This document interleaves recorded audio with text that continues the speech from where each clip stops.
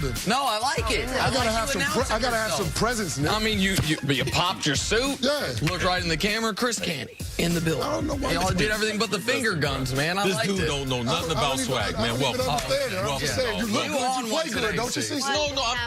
No, it's fine. Go ahead. Start talking sports. Odell Beckham was traded to the Browns last week, pairing him with hotshot quarterback Baker Mayfield, former LSU teammate Jarvis Landry, and that's not including a stacked backfield led by Nick Chubb. To say Baker is excited about his team's potential on offense would be like saying Nick thinks highly of LeBron. Take a listen.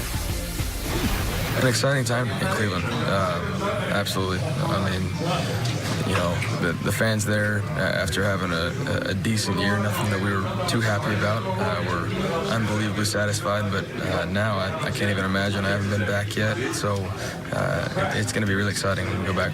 What about throwing to OBJ? It's going to be exciting, you know. We got two LSU Tigers throwing two, and then obviously we have a lot more talent too, so it's going to be a thing where you pick your poison.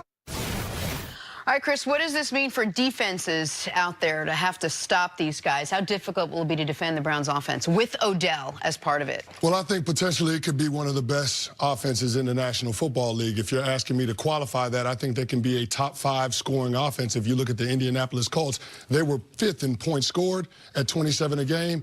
In the second half of the season last year, where the Browns were 5-3, that offense was scoring 24 points a game. It was up from 21 points a game in the first half of the season. So I think that there's something to be said for what Freddie Kitchens has done with Baker Mayfield, the chemistry that they've established, the rapport, just the familiarity with the play calling, and now introducing a weapon like Odell Beckham Jr. I think it gives Freddie Kitchens a lot of versatility from an X's and O's standpoint. And when you have that type of situation, that type of skill position group on a team, I mean, it's a problem for defenses. And the problem exists because of this. Not just because of the talent, not because just the names, but because Freddie Kitchens did show us as an unproven football coach and now being the head football coach that he's going to have balance and he's going to protect his quarterback with some type of running game.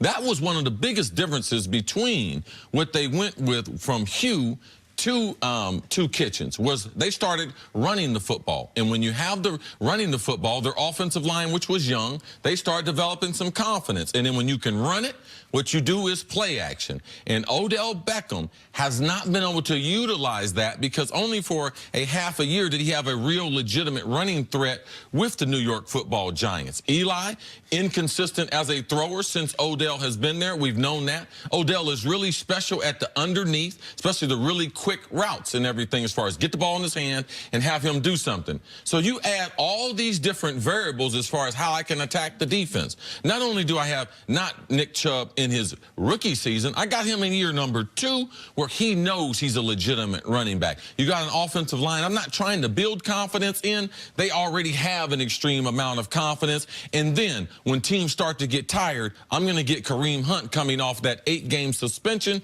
So my ability to be able to, I can go short in Juku. I can go to Jarvis Landry because they can move the sticks for me. I can cut your head off with Odell with a deep threat. We know he can run all the short intermediate stuff. I just believe on certain days, if you take away something, well, they can do this. And they can threaten all parts of the field because their tight end is underrated. Jarvis Landry, he's a catch machine underneath. And then Odell, he's one of the most frightful, most terrifying and deep weapons that we have. And I believe that that will be illuminated to the best we've seen with Freddie Kitchens calling the plays and the play action because they can legitimately run the ball. And Canty, your point about that they were already up to 24 points per game, that was with their second and third receivers being rookie Antonio Callaway and Rashad Higgins. Now everybody drops down a tier.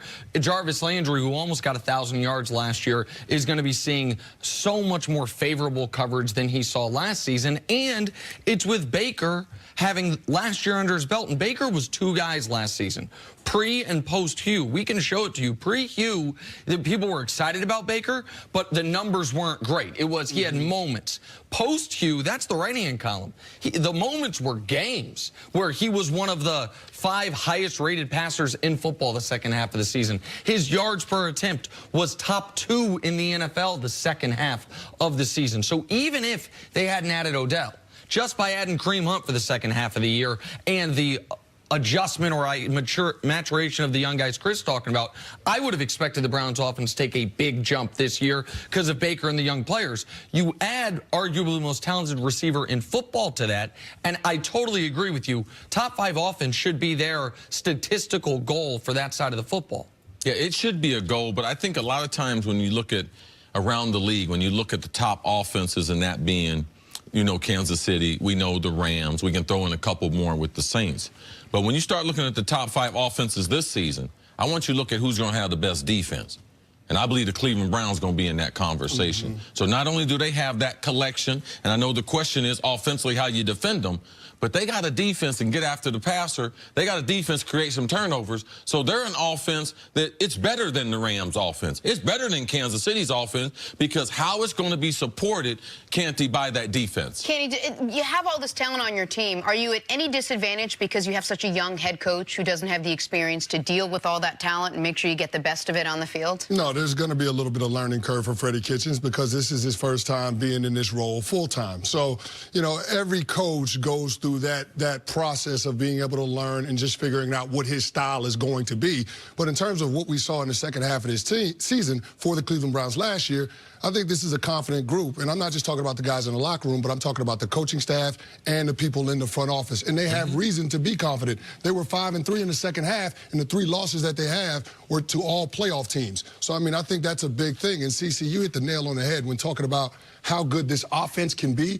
Their defense is going to create field position and extra possessions for them. The only part of that group I'm really worried about is the back end because they got Demarius Randall at safety, they got Denzel Ward at corner, and then a bunch of other guys. Right. So they're going to have to figure out that part. Who are you going to be your second and third corners? But in terms of the other levels of that defense, there's a lot to feel good about. But looking at the Cleveland Browns as a whole, I think they have the ability offensively to be able to match up with anybody in terms of personnel groupings. They can go 11 personnel, which is 1 tight end, 1 running back, and 3 wide receivers. They can go 12 personnel with 2 tight ends because they added Demetrius Harris this offseason, and their 12 personnel can play like 11 because they can detach one of those tight ends. Yes. From a defensive perspective, that puts a lot of pressure on those guys because you don't know whether you want to match up in base defense, nickel defense, dime defense, just depending on the personnel grouping. So I think that gives Freddie Kitchens the opportunity to create a lot of advantages for a lot of talented players in that skill position core. When you're going unit by unit, offense and defense, and we have to drill down to,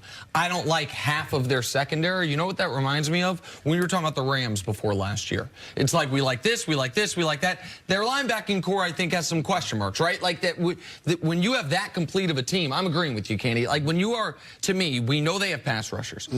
Chris talked about their offensive line. They have, as far as skill position unit guys, pass catchers, running back, quarterback, I think they will be top 5 in the NFL.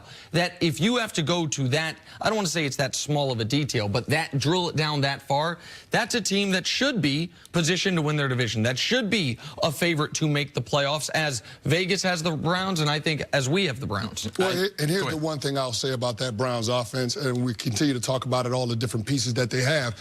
They have the ability to morph into whoever they need to be in order to take advantage of the weaknesses, the deficiencies of the opposing defensive group. If you look at some of the best offenses, especially when it comes winning time in the postseason, they all have the ability to do that. CC, we were talking about the New England Patriots in the postseason, right?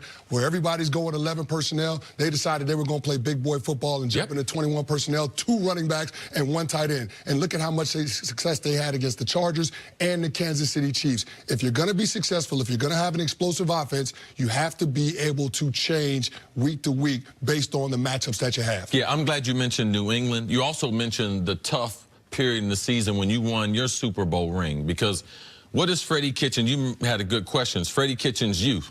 People, we just glossed over it. It's a real thing. NFL football is difficult. We got a bunch of guys out there with a bunch of experience, and they struggle. For us to think he's not going to struggle, we would be missing what we've watched in pro football. So when they hit that month, like New England hit last year when everyone was giving up on them, they had Belichick to build, stabilize the ship. So you got a lot of young, volatile players. It becomes important that in that rut, what has Freddie Kitchens done? Because that's what the players are going to respect. He's going against Harbaugh. He's going against Tomlin. Like, he's at a serious disadvantage from an experience standpoint. So that's something that we just can't give him credit for. Yes, they're talented. Yes, they're very, very young, and the coach is young, and we need to see where that's going, because that will be one of the storylines for 2019 season. All right.